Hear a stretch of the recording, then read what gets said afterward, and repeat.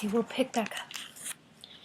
The Iroquois who were chasing me found that I was too far ahead for them to capture, so they started to shoot at me. Bullets whizzed by me. As soon as I came close enough for the guards inside the fort to hear me, I started shouting, "Get your weapons! Please come and save me!" But no one appeared at the walls. Just as I reached the gate, the fastest warrior caught me by the handkerchief around my neck. I yanked it off, leaving it in his hand, slipped through the gate, and pushed it closed. I looked around me. There were a few gaps in the walls of the fort.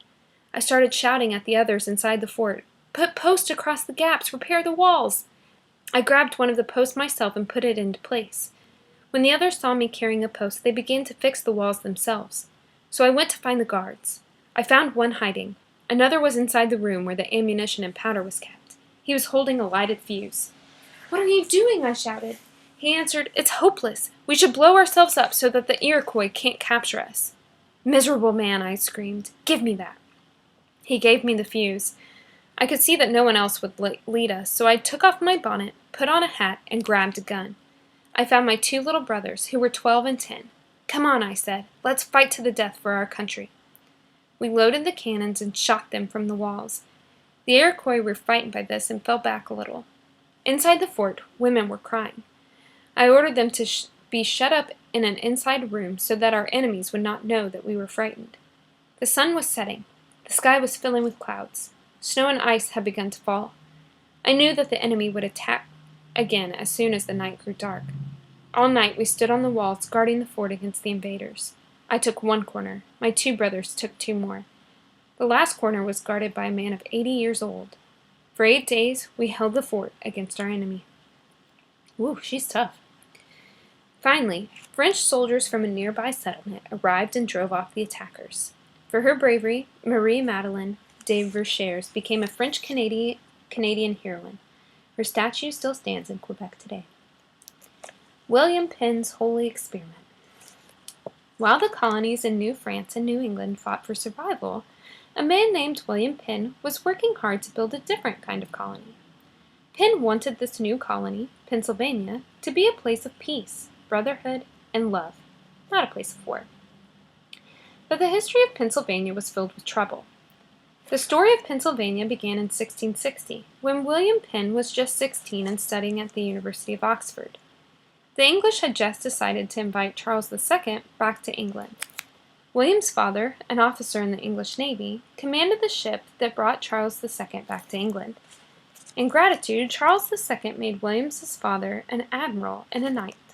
And when Charles II was crowned in London, Admiral Penn loaned him £16,000 for his treasury, more money than a farmer or merchant might earn in his entire lifetime.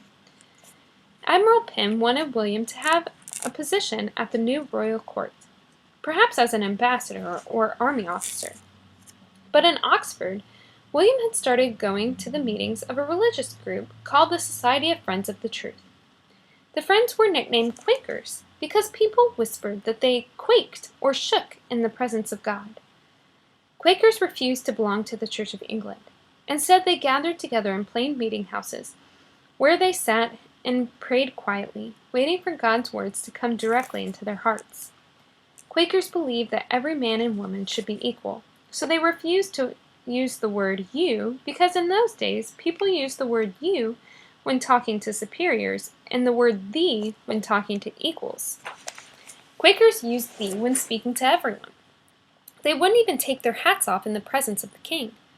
This looked a lot like rebellion, so Quakers were often arrested and put in jail. Admiral Penn didn't want William to become a Quaker, so he ordered William to come home from Oxford and sent him to France instead. In France, William met Louis XIV and learned French dress and French manners at the glittering, beautiful French court. When he returned, he seemed content to lead the life of a wealthy aristocrat. He went to parties and balls. He decided to become a soldier and had his portrait painted in a full suit of armor. But while William was playing the part of a fashionable young man, he was still thinking about Quaker ideas. Soon, William Penn was going to Quaker meetings once more. At the age of 22, sitting in a Quaker meeting, William Penn was suddenly filled with joy. "The Lord visited me," he later said, "with a certain sound and testimony of his eternal word. Now William could no longer be a soldier. Quakers believed that fighting was wrong, and he certainly wouldn't be a royal ambassador. Quakers were not in favor at court. When Admiral Penn found out that his son had become a Quaker, he was so furious that he threw William out of the house and told him to not come back. William Penn went to live with friends in London. He wrote tracts defending Quaker beliefs, preached in public, and was thrown into jail. When he was released, he learned that his father was dying. William Penn hurried home to sit by his father's side. 10 days later, Admiral Penn died. William spent the next 3 years writing and thinking about Quaker ideas. Meanwhile, all over England, Quakers were put in jail because of their beliefs. William Penn knew that over in North America, Puritans had formed colonies where they could worship as they pleased. Why couldn't Quakers have a colony as well? So William wrote to Charles II, reminding the king that he still owed the Penn family £16,000. He asked for the king to pay him back, not with money, but with land in North America. Charles II agreed, and he insisted that the land be called Pennsylvania in honor of William's father. In 1681, he gave William Penn a piece of land on the western bank of the Delaware River for his very own. The land was almost as big as the country of England. William Penn planned to use this land for a colony where Quaker ideas would be followed. He wanted the settlers to be like brothers, all equal to each other. The capital city would be called the City of Brotherly Love, in Greek, Philadelphia. The colonists would govern themselves. To help them, he wrote out directions, called the Frame of Government, that explained how the colony would run. Colonists would vote to elect 3 groups of leaders, a council, an assembly, and a governor.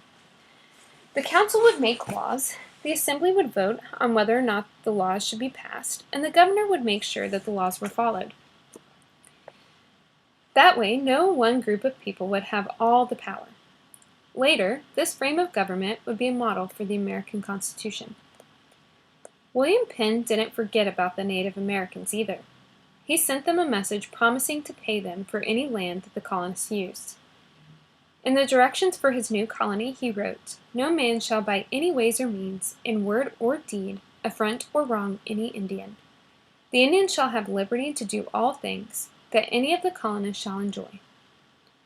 In 1682, William Penn himself came over to Pennsylvania, bringing 100 colonists with him. In the next year, 23 different ships arrived, one at a time, bringing new settlers, 2,000 in all. But the governor of Maryland, the colony just south of Pennsylvania, watched Pennsylvania's growth with alarm. He thought that the Pennsylvania colonists were settling on the land that ought to belong to Maryland. Just 2 years after William Penn's arrival, the Maryland governor announced that he was going to sail to England and asked the king to give him part of Pennsylvania's land. William Penn didn't want to leave his colony so soon, but he had no choice. He had to follow the Maryland governor back over to England and defend Pennsylvania's right to its land. So, sadly, he boarded a ship and set on the long journey across the Atlantic. He would not return for 15 long years. When he arrived in England, he found that Charles II was too ill to see him.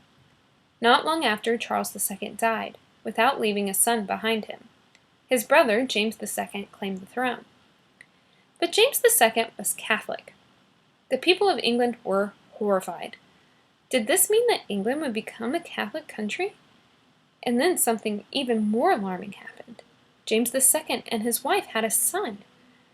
They planned to raise this little boy to be a good Catholic, and James's heir.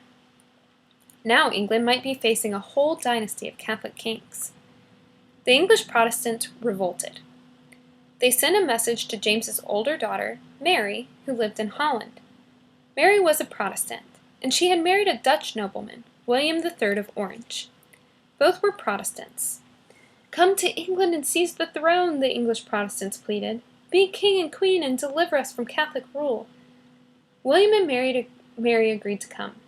They also agreed to sign a paper promising that they would not try to pass any laws without the approval of Parliament. In November of 1688, they sailed to England along with 14,000 Protestant soldiers. As soon as they landed, James's royal army deserted him and welcomed the new Protestant rulers. James, like his brother before him, had to flee to France. The Protestants of England were delighted. They now had a Protestant king and queen who had promised not to be tyrants. The English called this takeover the Glorious Revolution.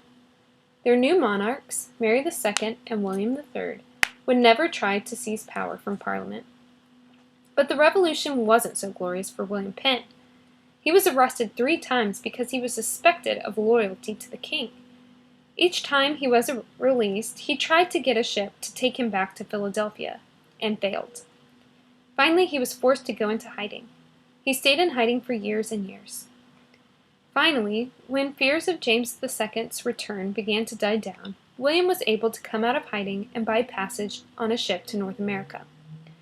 When he walked down its gangplank in the harbor of Philadelphia, he could hardly believe his eyes. In 15 years, Philadelphia had grown to be the 2nd largest town in all of North America.